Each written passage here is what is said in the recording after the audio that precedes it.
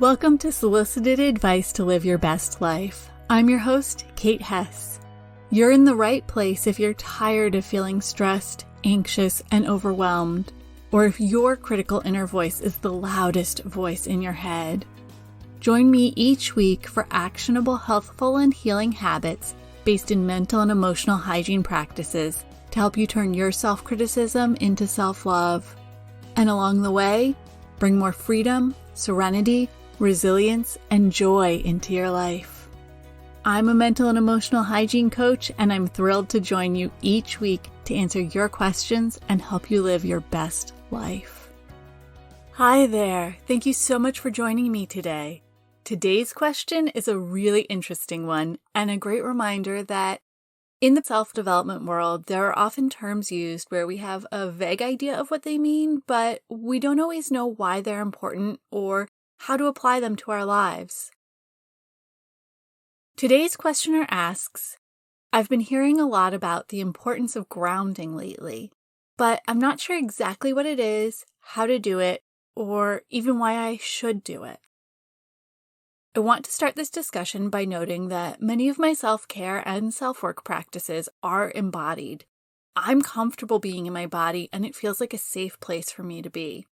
But it's important to recognize this isn't the case for everyone. If you feel uncomfortable or unsafe being fully present in your body and with your body, please be extra gentle with yourself as you explore grounding techniques. If you have a history of trauma which contributes to a feeling of discomfort in your body, please seek the support of a therapist or trauma specialist to help you begin to process your trauma and explore embodied tools and techniques. Research has found embodiment practices are powerful in helping heal trauma, but they're best done, at least in the beginning, with the support of someone who can hold a safe space for you. If you're listening to this episode while driving, doing the dishes, folding laundry, or working out, don't worry about taking notes. I've done it for you. You can download the worksheet for this episode at nourishnestbreathe.com/P14. That's P as in podcast and the number 14. And if you want to make sure you never miss a worksheet, sign up using the link in the show notes to get any handouts delivered right to your inbox each Tuesday morning. Okay, let's start with the basics and discuss what exactly grounding is. Put simply, grounding is the process of becoming fully present in your body and in the moment. It's bringing your full awareness to what's happening in and around you in real time, and it's pulling your attention back into the present and out of the future or the past. Grounding can be done anywhere at any time. You can do it while standing in line at the grocery store, sitting at your desk, or laying in bed before you fall asleep. Grounding can also be done outside, but it doesn't have to be, which leads us to one of the biggest confusions around this term. Although the terms are frequently used interchangeably, grounding is not earthing. Earthing is the practice of actually bringing your physical body into contact with the earth, walking barefoot in the grass, hugging a tree, or sitting on a rock. This practice is based on the energetic exchange of electrons between the planet and your body. There's a lot of research around earthing, which indicates it helps reduce inflammation, improve sleep, and may offer a host of other physical, mental, and emotional benefits. The key to earthing is to make sure you spend time in contact with the earth, or with something that's embedded in the earth, think large rocks and tree roots. And to have nothing synthetic between you and that contact. So, walking barefoot through the grass is earthing, but walking outdoors on a paved path in sneakers made of man-made materials isn't. Leaning up against a tree outside in a cotton t-shirt is earthing, but tending to your indoor plants with bare hands isn't. Nature has incredible restorative powers, and if this sounds interesting to you, please give it a try and notice how you feel both before and after spending some time in contact with the earth. But today's questioner didn't ask about earthing. They were looking for information on grounding, so let's get back to it. We've talked about what grounding is and what it isn't, so let's dive into why it's important. Grounding is a powerful mindfulness process. There is a quote which I've always heard attributed to Lao Tzu, but which recent research has led me to believe might be miscredited. Regardless of the source, the quote sums up the why behind grounding quite well. If you are depressed, you are living in the past. If you are anxious, you are living in the future. If you are at peace, you are living in the present.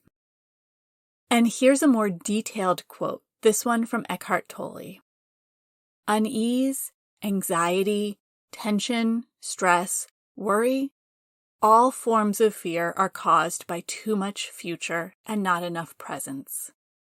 Guilt, regret, resentment, grievances, sadness, bitterness, and all forms of non-forgiveness are caused by too much past and not enough presence. Let's break both of these quotes down piece by piece. Often, when our thoughts turn to the past, we find ourselves ruminating over the coulda, shoulda, woulda. We replay conversations and loop through things we wish we had said or done differently. And, just as often, when our thoughts turn to the future, we're worried about what might happen. The future is filled with a host of fears we hope will never come true, but we still think about regularly.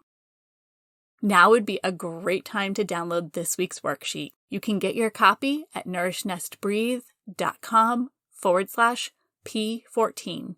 That's P as in podcast and the number 14. Take a moment and either jot down the last few thoughts you had about the past and the last few thoughts you had about the future. Or, if you can't remember them, make a conscious note of the next few thoughts you have about both the past and the future. Now let's think about the present moment. Look around you. Are you in imminent danger? Is there anything that is threatening to harm your mental, physical, or emotional well-being happening right now, where you are, in this moment? If the answer is yes, please respond to that threat and take care of yourself. But I'm guessing because you're listening to this podcast, the answer is no, that you aren't in any clear and present danger. And here's why grounding is so powerful. Most of the time, the biggest threats to our mental, emotional, and physical well-being are our own thoughts. When we get worried about the past or the future, it sets off a stress response. Remember the amygdala, the fear center in your brain? This stress response triggers it to jump into action in an attempt to protect you. We dove into details on the amygdala and the stress response in episode 8 if you need a refresh. But if what you're worrying about is a conversation you had yesterday with your boss or partner, the fight, flight, or freeze response this worry triggers doesn't have anything to offer. In fact, it causes much more harm than good. You can't physically run away from or fight off the conversation. It's already happened. Freezing will only keep you locked in the past. And as we covered in episode 8, stress actually takes the logic and reasoning center of your brain offline, so you won't even be in the best position to decide what your next step is. Plus, when we're chronically stressed, we place our physical health at risk as we set ourselves up for adrenal fatigue, burnout, and worse. So let's circle back to grounding, which pulls you back into the present moment, away from the worried, fearful, or stressful thoughts of the past or the future, which in turn allows your amygdala to step back and breaks you out of the stress response, reversing all of those negative physiological effects. Grounding also allows you to find comfort and ease in your body. I'm prone to migraines and headaches in general. It's one of the first indicators my body sends me that I need to pay attention to something. And even once I hear and follow the message it's sending, I usually don't get immediate relief. But one of the great things about grounding is you don't need to ground into your body as a whole. You can pick and choose the part of your body you ground into. So if you're like me and you're dealing with a headache, try grounding into your feet. There's a guided practice coming up for this. Maybe you have joint pain in your ankle, back, or knee from an old injury. Try grounding into your ears or the tip of your nose. When we're in pain, it's easy to want to mentally check out, and I totally understand if you do. There have been plenty of times I've done the same thing. But here's the problem with checking out. When we experience pain, it's our body's way of letting us know something needs our attention. If we check out, we're unable to hear those messages, understand what our body needs, and respond accordingly. One of my favorite quotes is, "If you listen to your body whisper, you won't have to hear it scream." By staying present in the moment, by grounding into a part of our body that feels safe, we're able to stay alert and aware, listening for the message. If this is resonating with you, check out my Intuition 101 course to learn how to tune into and understand those messages. Podcast listeners can save 25% using code PODCAST. I'll add a link in the show notes to learn more and register. Additionally, when we check out, it means we're not particularly present for anything or anyone else in our lives. This impacts not only our productivity, but our relationships with the important people in our lives. Grounding helps you stay in the moment so you can truly be present for the people you care about. Okay, so we've covered what grounding is, what it isn't, and why it matters.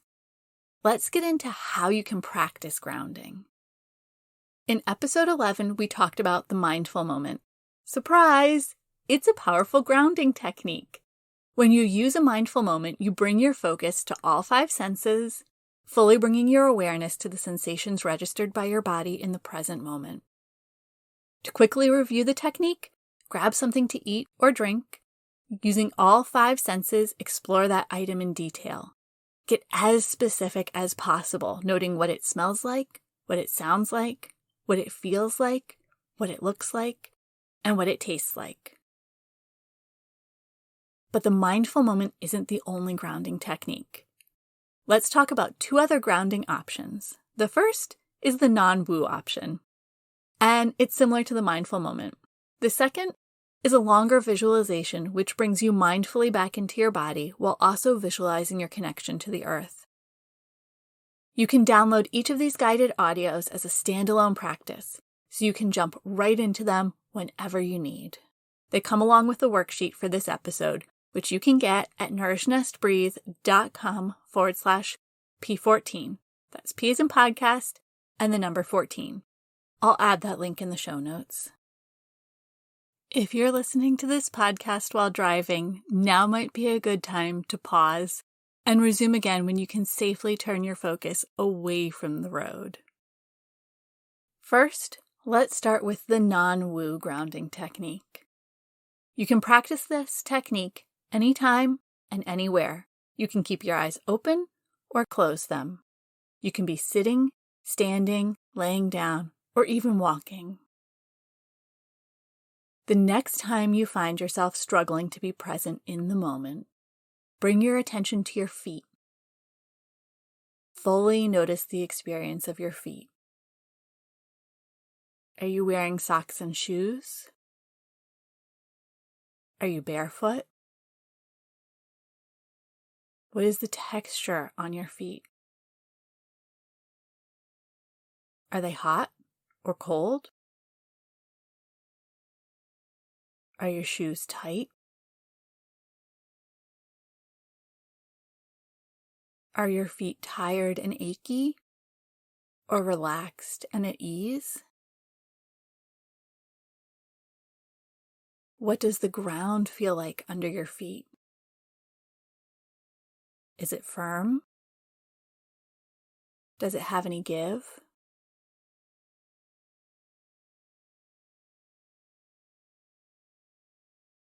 And once you feel yourself coming back into the present moment, focused on the here and now, release the focus on your feet and return to your day.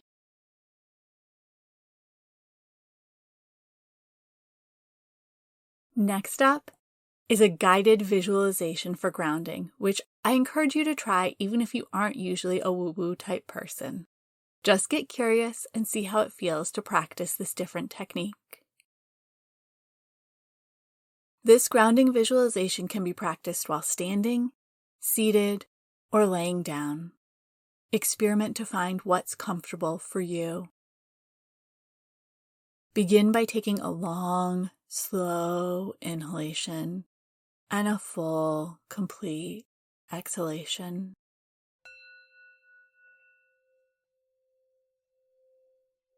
Gently close your eyes or take a soft downward gaze.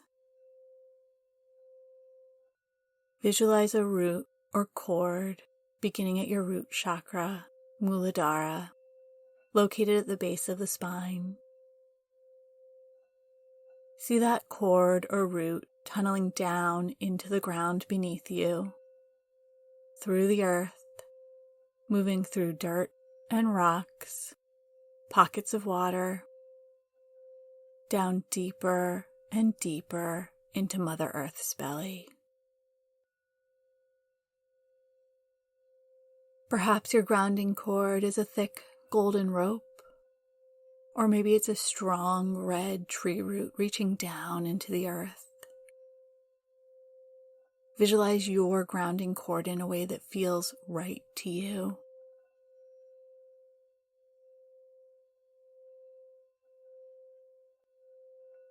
Once your grounding cord reaches the core of Mother Earth, look for a shining crystal in the very center. See your grounding cord wrapping around the crystal the way a tree root can wrap its way around a stone.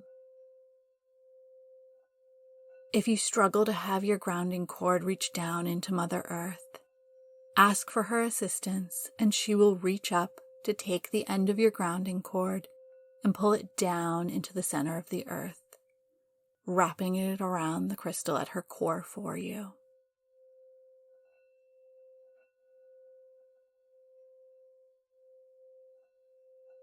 Feel the connection from your root chakra, located at the base of your spine, all the way down to the crystal, vibrating with Mother Earth's warming, life-giving energy. On the inhale, feel the energy from the core of the earth coming up your root into your body. Feel that energy rise up and along your spine, all the way up to the crown of your head. Feel it seeping into your cells and releasing anything stuck or stagnant. Feel any tight or tense parts of your body release and relax. Feel the breath moving in and out of your body, feeling your belly and chest expand on each inhale and contract on each exhale.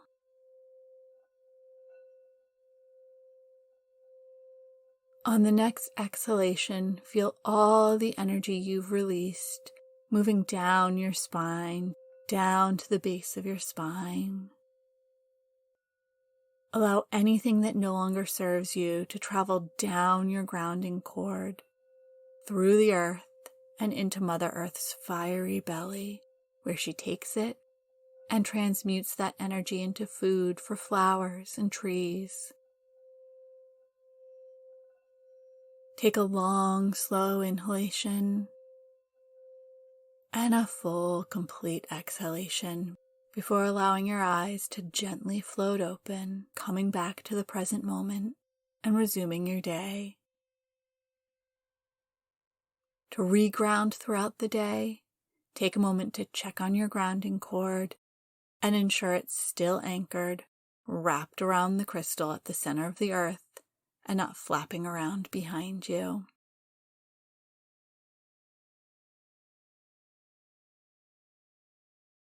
You've now added 3 different grounding techniques to your toolkit to help you move back into the present moment, back into your body, and into a state of calm and ease.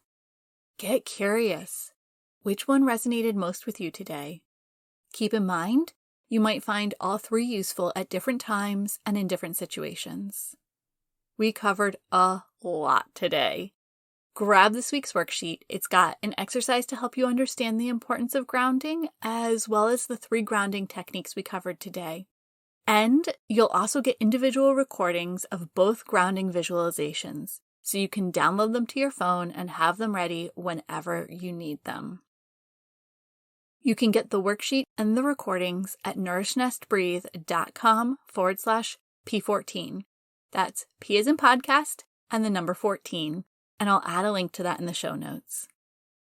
Thank you so much for joining me today for this episode. Please hit subscribe wherever you receive podcasts. If you've got a question that you'd love to hear addressed on a future episode, please submit it using the form on my website at nourishnestbreathe.com/podcast. I'll include that link in the show notes. And remember, living your best life isn't about changing your life. It's about changing the way you show up for your life. Thank you so much for joining me for this episode of Solicited Advice to Live Your Best Life. If you enjoyed this episode, please take a moment to leave a rating and review wherever you subscribe to your podcasts. Your rating and review makes it possible for other people just like you to discover this podcast. And don't forget to check out all of my free resources at nourishnestbreathe.com/resources.